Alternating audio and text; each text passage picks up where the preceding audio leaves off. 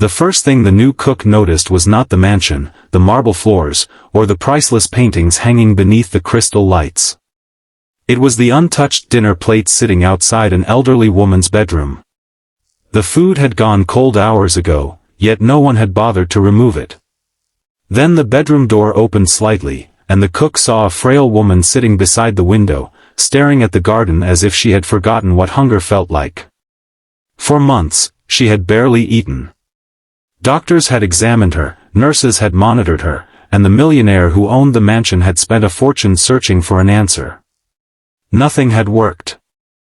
But that morning, a newly hired cook named Mireya Vale walked into the kitchen with no famous credentials, no expensive culinary degree, and no idea that one simple dinner would change an entire family.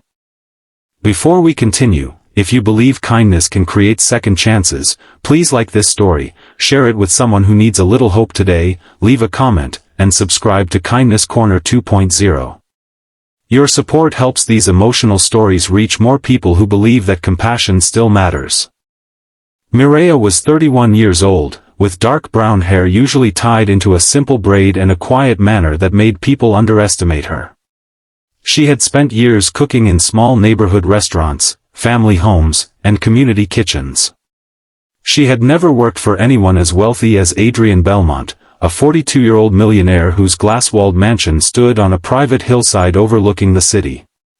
Adrian owned technology companies, apartment buildings, and several luxury hotels, but despite everything money could buy, his home had become strangely empty. His mother, Celestine Belmont, had once been the heart of the household. She had raised Adrian after his father died young, attended every school event, celebrated every achievement, and taught him that wealth meant nothing if a person could not use it to help others.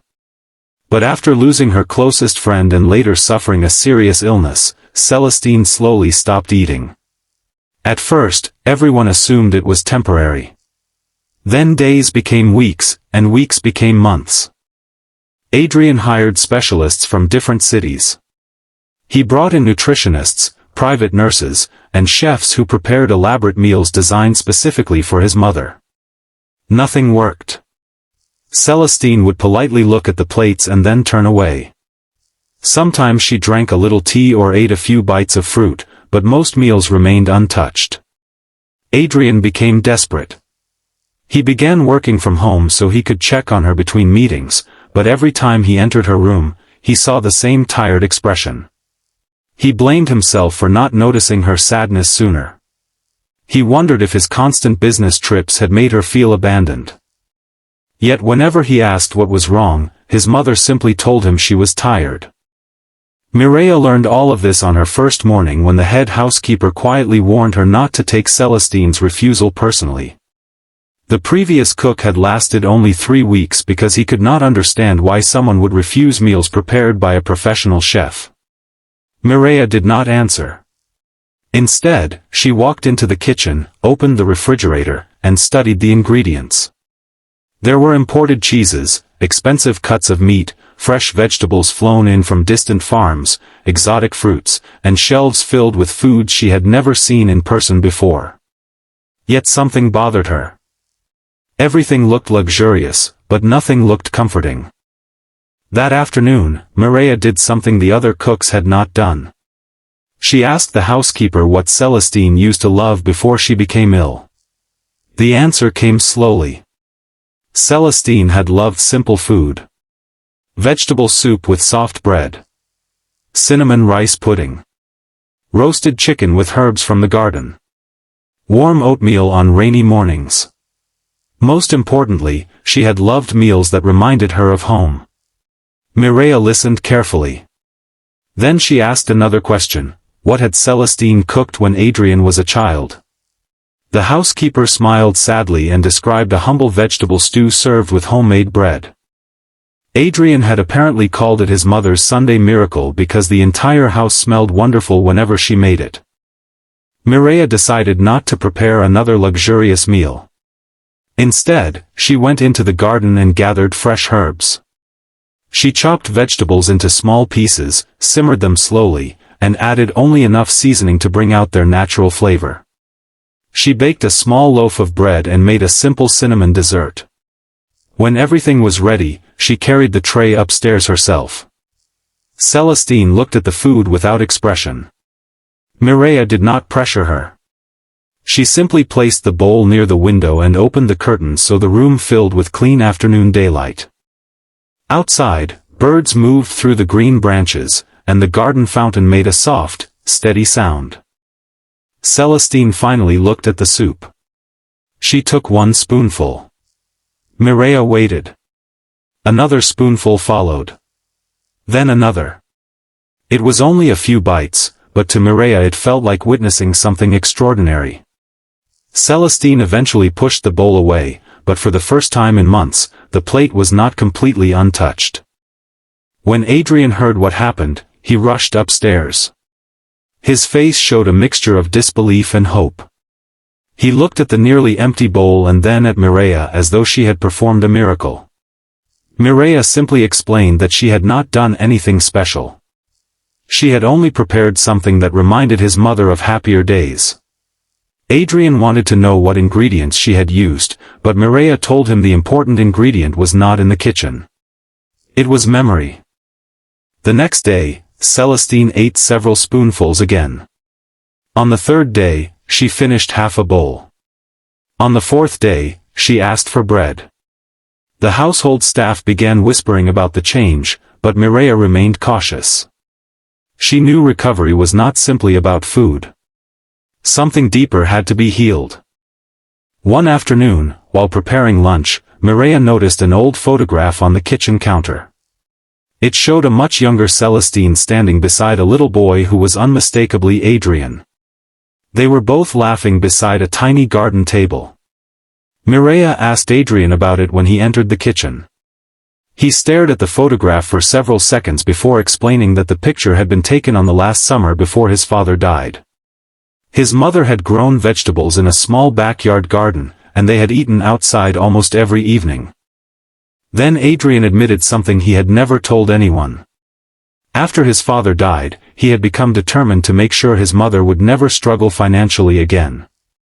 He built his companies, made his fortune, and eventually moved her into the mansion.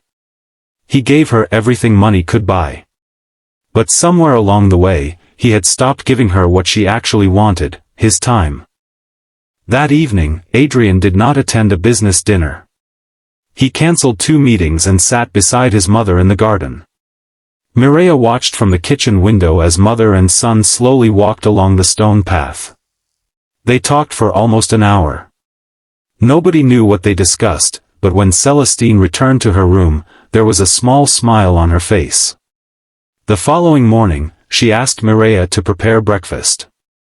It was the first time she had requested food in months. The news spread quickly through the mansion, but Mireia refused to accept all the praise. She reminded Adrien that his mother had not needed another expensive doctor or another perfect recipe. She needed someone to notice that she was lonely. Food had simply become the doorway back to connection. Weeks passed, and Celestine grew stronger. She began sitting in the garden during the day. She started helping Mireia choose herbs and vegetables for meals. Sometimes she even told stories about Adrien as a child, much to his embarrassment. The mansion changed with her. Windows were opened more often. Staff members laughed again. Dinner became a family event instead of a tray delivered silently to a bedroom. But one morning, Mireia received a surprise. Adrien handed her an envelope containing a generous financial bonus. Mireia looked at it and immediately shook her head. She explained that she had accepted the job because she needed work, not because she expected a reward for caring about someone. Adrien insisted that she deserved it. Mireia finally accepted only after asking him to donate an equal amount to a local community kitchen. Adrien agreed. That decision eventually led to something even bigger. He created a foundation that provided meals and companionship programs for elderly people living alone. Celestine became one of its strongest supporters.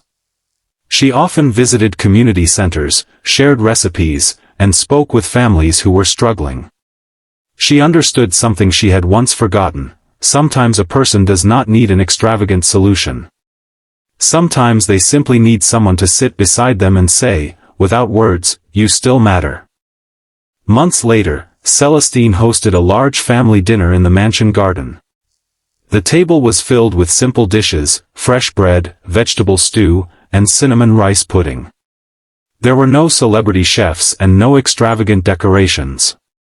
Just family, friends, staff members, and people from the community foundation. Before everyone began eating, Celestine looked at Mireia and smiled. She reached across the table and held the cook's hand. Her eyes filled with tears, not because she was sad, but because she had finally understood how close she had come to losing herself inside her loneliness. Adrien watched his mother and Mireia from across the table. For years, he had believed that money could solve every problem. That evening, surrounded by ordinary food and ordinary people, he finally understood that some of the most valuable things in life cannot be purchased. A warm meal can feed a body, but kindness can feed a wounded heart. A beautiful house can provide shelter, but love is what makes it feel like home. And sometimes, the person who changes a life is not a famous doctor, a powerful executive, or a wealthy philanthropist. Sometimes it is simply a cook who notices an untouched plate, asks one thoughtful question, and decides to care.